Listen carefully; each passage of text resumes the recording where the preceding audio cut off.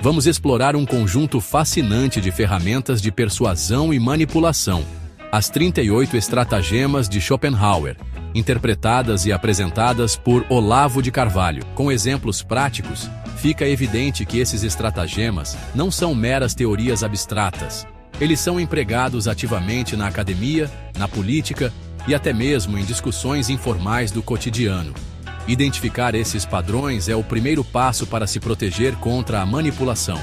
A análise de Olavo nos permite perceber quando um debate deixa de ser uma busca genuína pela verdade e se transforma em um jogo de cartas marcadas. Ao expor essas armadilhas intelectuais, o objetivo não é fornecer novas armas para disputas, mas sim estimular a consciência crítica e o pensamento reflexivo. Ao compreendermos essas estratégias, tornamo-nos menos suscetíveis à manipulação e mais aptos a promover diálogos honestos e racionais. Neste capítulo, analisaremos uma das estratégias dialéticas menos conhecidas de Schopenhauer, mas que se mostra notavelmente eficaz: a amplificação. A essência desta técnica consiste em exagerar deliberadamente ou estender a afirmação do oponente para além do que foi originalmente proposto, tornando-a vulnerável a críticas ou mesmo ao ridículo. Schopenhauer descreveu a amplificação como o ato de tomar a declaração do interlocutor e expandi-la de modo que pareça mais extrema ou irracional do que a intenção inicial. O objetivo é criar uma posição mais fácil de refutar, ainda que ela não represente mais o argumento original. Trata-se de um processo semelhante ao de um vendedor que, ao perceber um interesse pontual, tenta ampliar a necessidade do cliente, oferecendo produtos adicionais que não foram solicitados. Consideremos, por exemplo, um debate sobre legislação ambiental. Se alguém afirma que algumas regulamentações são necessárias para proteger a saúde pública, o oponente pode recorrer à amplificação ao responder: então você acredita que o governo deve controlar todos os aspectos de nossas vidas? Ao levar a afirmação a um extremo, o interlocutor altera o foco do debate, facilitando o ataque a uma posição que jamais foi realmente defendida: a homonímia. Em essência, a homonímia consiste na manipulação deliberada de palavras que possuem múltiplos significados, os chamados homônimos, com o objetivo de introduzir ambiguidade e confusão em um debate. Schopenhauer descreve essa tática como a arte de alterar o significado de uma palavra-chave no momento crucial da discussão. É como se, de maneira imperceptível, o debatedor substituísse o sentido original de um termo por outro, levando tanto a plateia quanto o oponente a uma compreensão equivocada. Trata-se, portanto, de um artifício retórico comparável a um truque de ilusionismo, porém realizado com palavras. Consideremos um exemplo cotidiano para ilustrar o conceito. Suponha-se uma discussão sobre o conceito de liberdade. Um dos participantes pode afirmar: a liberdade é fundamental para uma sociedade saudável, referindo-se à liberdade individual, como o direito de ir e vir, votar, entre outros. O oponente, por sua vez, ao empregar a homonímia, argumenta: mas a liberdade total conduz ao caos e à desordem generalizada. Observe-se a estratégia utilizada. O interlocutor altera sutilmente o significado de liberdade, passando de liberdade com responsabilidade para anarquia irrestrita, como se fosse um evento caótico sem qualquer regulamentação. Ao mesclar dois sentidos distintos de uma mesma palavra, o oponente enfraquece o argumento original sem a necessidade de refutá-lo diretamente. A generalização. Esta técnica, frequentemente disfarçada de lógica, consiste em expandir uma situação específica para uma afirmação universal, distorcendo assim o argumento original. Schopenhauer observa que esta estratagema implica forçar o que o oponente afirmou, originalmente de maneira específica, para um campo mais amplo e, muitas vezes, insustentável. Considere, por exemplo, um debate sobre políticas ambientais. Um participante afirma: determinadas normas reduziram significativamente o lixo plástico nas cidades litorâneas. O oponente, Utilizando a generalização, responde: portanto, você acredita que as normas governamentais sempre solucionam todos os problemas ambientais? Nessa manobra, uma afirmação específica e fundamentada é transformada em uma proposição absoluta, algo que o primeiro interlocutor jamais declarou. O poder da generalização reside em sua sutileza. Ao expandir indevidamente os limites de um argumento, torna-se mais simples atacá-lo, ignorá-lo ou até mesmo ridicularizá-lo. Contudo, essa estratégia é uma faca de dois gumes. Embora possa proporcionar uma vantagem retórica momentânea, frequentemente compromete a seriedade do debate, desviando o foco do essencial e reduzindo a discussão a uma caricatura, a ocultação da conclusão. Diferentemente de artifícios retóricos mais evidentes, esta técnica opera de maneira discreta, em que o interlocutor evita enunciar sua conclusão de forma explícita. Em vez disso, a conclusão permanece implícita, levando o oponente, ou a audiência, que frequentemente é perspicaz, a deduzir a mensagem pretendida. Schopenhauer observa que tal tática é especialmente eficaz quando a conclusão pode ser controversa, frágil ou facilmente refutada caso seja expressa abertamente. Ao manter o ponto final do argumento em suspenso, o debatedor preserva uma negação plausível e evita o escrutínio direto. Trata-se do conhecido recurso de sugerir sem afirmar, mantendo-se ambíguo. Considere, por exemplo, um debate sobre reforma econômica. Um participante pode apresentar uma série de dados sobre desigualdade de renda, aumento de custos e salários estagnados, mas sem jamais solicitar explicitamente uma mudança de política específica. A implicação torna-se evidente para os ouvintes, mas, como a conclusão não é explicitada, qualquer tentativa de contestação pode ser respondida com: não foi isso que afirmei. Tal manobra permite ao orador influenciar de modo persuasivo, sem se expor a contra-argumentações diretas. O estratagema das falsas premissas.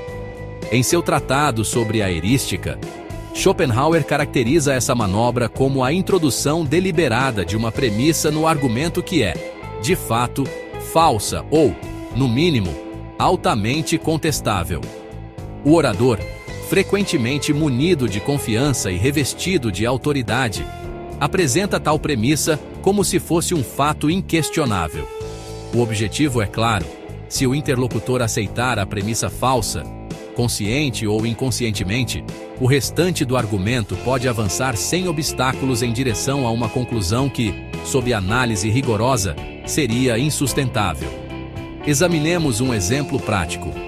Suponha um debate acerca de políticas ambientais. Um dos participantes declara: já que a energia renovável jamais será capaz de suprir nossas necessidades nacionais, investir substancialmente em combustíveis fósseis é a única alternativa racional. Observe o artifício. A premissa de que as energias renováveis nunca poderão atender à demanda é apresentada como um dado estabelecido, quando, na realidade, constitui precisamente o ponto em discussão. Caso o interlocutor não questione tal afirmação, todo o argumento subsequente será edificado sobre uma base instável e frágil. Schopenhauer adverte que o estratagema das falsas premissas é particularmente insidioso, pois explora a desatenção ou a insuficiência de conhecimento do público ou do oponente. Tal recurso força o interlocutor a aceitar a premissa e, consequentemente, perder o debate, ou a despender tempo e energia valiosos para refutá-la.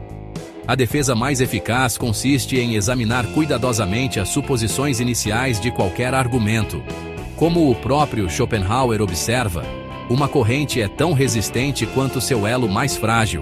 E, no contexto do debate, esse elo é frequentemente a premissa, a estratégia da petição de princípio escondida. Em seu tratado sobre dialética erística, Schopenhauer descreve essa manobra como a arte de inserir a conclusão desejada em uma das premissas do argumento. Frequentemente, essa inserção ocorre de maneira disfarçada ou sutil, O orador, por vezes com grande habilidade retórica, estrutura o argumento de modo que o ponto central em discussão já é assumido como verdadeiro desde o início. Essa tática, denominada ou petição de princípio, torna-se ainda mais insidiosa quando está oculta sob uma linguagem rebuscada ou inserida entre outras premissas, dificultando sua identificação tanto pelo interlocutor quanto pela audiência. O resultado é um argumento que aparenta ser logicamente sólido, mas que, na realidade, apenas reafirma sua própria conclusão de maneira circular. Trata-se de um raciocínio em que a justificativa e a conclusão se sustentam mutuamente, sem fundamentação externa. Considere o seguinte exemplo prático. Em uma discussão sobre a credibilidade de determinado jornal, um participante afirma: "Sabemos que este veículo é confiável porque sempre noticia a verdade." Neste caso, a confiabilidade da fonte é presumida com base na própria afirmação que deveria ser demonstrada, sua consistência em relatar a verdade. O raciocínio é circular, pois a conclusão já está pressuposta na premissa. Não há avanço argumentativo real, pois o ponto central permanece inalterado. Schopenhauer adverte que a petição de princípio oculta é um recurso frequentemente utilizado por aqueles que desejam evitar um exame rigoroso de seus argumentos. Ao incorporar a conclusão na estrutura das premissas, busca-se evitar a análise crítica e direcionar a discussão para um resultado predeterminado. É análogo ao discurso político que promete soluções sem apresentar justificativas concretas. A estratégia das concessões por questionamento. Em seu tratado sobre dialética erística, Schopenhauer caracteriza tal manobra como a arte de induzir o oponente a realizar pequenas concessões, aparentemente inofensivas, por meio de uma sequência de perguntas cuidadosamente formuladas. Essas admissões graduais podem, isoladamente, parecer irrelevantes, mas em conjunto, pavimentam o caminho para a conclusão desejada, frequentemente sem que o interlocutor perceba a armadilha argumentativa que lhe foi preparada. A essência desta estratégia reside na estrutura meticulosa do interrogatório. Ao conduzir o adversário por um percurso de premissas lógicas, o orador constrói, de modo sutil e progressivo, uma cadeia de consentimentos que culmina no resultado pretendido. Cada resposta obtida por meio do questionamento equivale a um tijolo, silenciosamente assentado na base da conclusão argumentativa. Vejamos um exemplo prático. Em um debate acerca da eficácia do trabalho remoto, um participante pode indagar: "O senhor concorda que evitar longos deslocamentos resulta em economia de tempo?" Ao que o interlocutor anui: "E consideraria também que dispor de mais tempo pode favorecer a produtividade?" Mais uma concessão é feita. Portanto, seria razoável afirmar que o trabalho remoto, ao economizar tempo de deslocamento, pode incrementar a produtividade. Quando a indagação final é apresentada, o interlocutor já concedeu, talvez inadvertidamente, as premissas essenciais para a conclusão do debatedor. O estratagema de provocar a raiva. Em seu tratado sobre dialética erística, Schopenhauer caracteriza tal manobra como a arte de irritar ou provocar intencionalmente o oponente, com o objetivo de comprometer sua compostura e obscurecer seu raciocínio. Ao incitar a ira, o debatedor busca enfraquecer a capacidade do adversário de pensar de modo claro, induzindo-o a emitir declarações precipitadas e carregadas de emoção, as quais se tornam mais suscetíveis à refutação ou ao escárnio. A essência deste estratagema reside na manipulação psicológica deliberada. A ira, conforme observa Schopenhauer, constitui-se inimiga do discurso racional. Quando um indivíduo é provocado, seu foco desloca-se do conteúdo do argumento para sua própria reação emocional. O estratagema da confusão de questões. Em seu tratado sobre dialética erística, Schopenhauer define essa manobra como o ato deliberado de embaralhar o tema em discussão, desviando a atenção do ponto central e introduzindo tópicos irrelevantes ou tangenciais, com o objetivo de obscurecer a clareza do argumento. A essência desse estratagema reside em promover a confusão, seja interpretando propositalmente de maneira equivocada as declarações do oponente, seja desviando a conversa para questões relacionadas, porém distintas. Ao diluir os limites do debate, quem emprega essa tática busca dificultar que o interlocutor defenda sua posição, pois o tema se torna progressivamente mais ambíguo e fragmentado. Consideremos um exemplo prático. Durante um debate sobre a reforma da saúde, um participante pode responder a uma crítica à política de saúde pública, levantando, de maneira repentina, questões sobre a eficiência de programas governamentais que não possuem relação direta com o tema. E quanto às deficiências na educação pública, poderiam indagar. Tal manobra não aborda o ponto original, mas o contorna, forçando o interlocutor a lidar com novos desafios fora do escopo e diluindo o foco da discussão. Trata-se de uma situação análoga a uma conversa sobre determinado tema, na qual um participante, de maneira abrupta, introduz um assunto completamente distinto, desviando o foco do diálogo. Schopenhauer observa que a confusão de questões pode ser especialmente eficaz quando a audiência não está atenta ou quando a discussão já apresenta elevado grau de complexidade. O interlocutor, agora envolto em uma rede de argumentos tenuemente conectados, pode encontrar dificuldades para manter a coerência ou retornar ao ponto central, o que, em última análise, enfraquece sua posição. O estratagema da pista falsa, ou, em termos mais técnicos, a cortina de fumaça. Em seu tratado sobre dialética erística, Schopenhauer descreve essa manobra como a introdução deliberada de um tema irrelevante no debate, com o objetivo de desviar tanto o oponente quanto a audiência do assunto central em discussão. A essência da cortina de fumaça reside em sua simplicidade enganosa. Em vez de responder diretamente a um argumento, o praticante evita a responsabilidade ao apresentar um ponto tangencial que, embora superficialmente relacionado, não aborda a questão fundamental em análise. Tal técnica revela-se especialmente eficaz em debates acalorados, nos quais o tempo é restrito e a atenção dispersa. Trata-se, em essência, de uma estratégia para evitar o enfrentamento direto de uma questão incômoda. Considere, por exemplo, um debate sobre políticas ambientais. Quando confrontado com críticas acerca da insuficiência de ações frente às mudanças climáticas, um orador que recorre à cortina de fumaça pode redirecionar abruptamente a discussão para os custos econômicos da energia renovável, ou mesmo para despesas governamentais não relacionadas. E quanto à dívida pública, pode interpelar o debatedor. Embora o novo tema possa aparentar urgência, trata-se, na realidade, de uma distração calculada, conduzindo a discussão para longe do cerne da crítica inicial.